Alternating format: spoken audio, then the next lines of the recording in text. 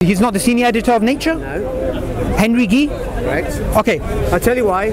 Because Nature doesn't have a senior editor. It has a whole bunch of senior editors. Okay? And you're misquoting him. Let me give you a quote from Henry Gee. Okay? Wait, hang on a second. Okay. What about the point I just made? Okay, I'll respond. Let me respond. Okay? Let me respond. Okay. Because you've been jumping around a lot. Okay, well so are you. Right. Okay. No, I refute your points and jump on. You jump on without addressing my points. You haven't. Can I wear your glasses again? Because until you show me homology, let me respond. There you go. Right. Okay. Okay. So these are the assumptions of homology, and once he shows me that scientists don't have this assumption, I'll take them off. Okay. First off, he doesn't need your help. Okay. All right. Okay. First, I don't need your help. So first off, I have God as my helper. Shabboor's wrong about Henry Gee being an atheist. Henry Gee, sorry. This is a direct quote from him. I am with the scientists of an earlier age who found that their motivation in advancing the cause of knowledge was to magnify the name of the Creator. Okay, so that was in Nature. That was his own words, right? He also says, right? He never disputes that humans and chimps share a common ancestor. He agrees with that. Yeah, I know. Right? I never said he doesn't. Right, and he also agrees that the fossil evidence supports evolution. Agreed? Based on the assumption of homology. No, it's not based on the assumptions of homology. It is based off of the evidence that we actually have. Can I see your quote? Right, hang on. Can I see that quote? Yeah, sure. Go ahead. You can. There's the source. Check it.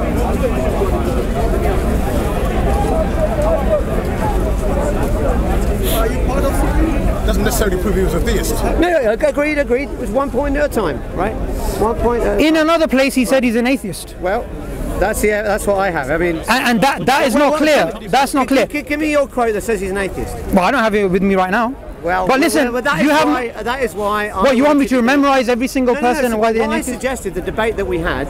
Yeah. What I suggested the debate we did initially was that we would swap our statements ahead of time, because then we can check who's misquoting and who's not. Okay, but him being an atheist. You didn't want to do Wait, that. hang on a second. Hang. You said it was boring. Wait, hang on. Well, Phil, look.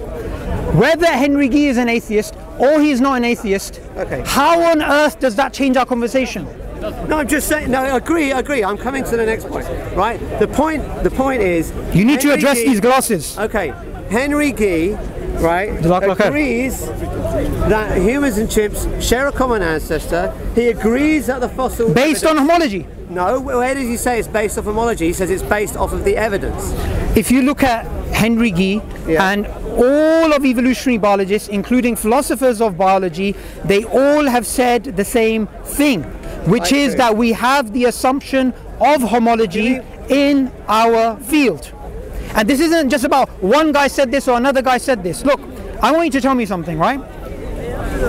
If there is a book which is published by, say, a reputable publisher, which has an atheist philosopher of science or an atheist evolutionary biologist who says a particular thing, and then you come here and you say something else different, then should I go with what I have in front of me or should I go with what you have? You should go with the evidence. That's what you should go. And the evidence is that when people... This is a quote from Henry Gee. Let me read it out to you, okay? They had the 150th anniversary of the publication of The Origin of Species, and Henry Gee organised, or he wrote this, about they had this thing to celebrate that in Nature, okay?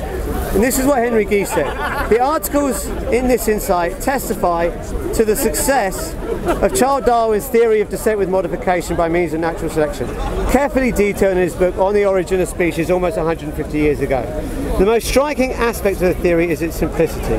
Given heritable variation, the superabundance of offspring, and environmental change, natural selection must happen and evolution will follow. So he says the assumptions are genetic heritability, variation, superabundance of offspring, and environmental change. That's it. That's the three things that he says.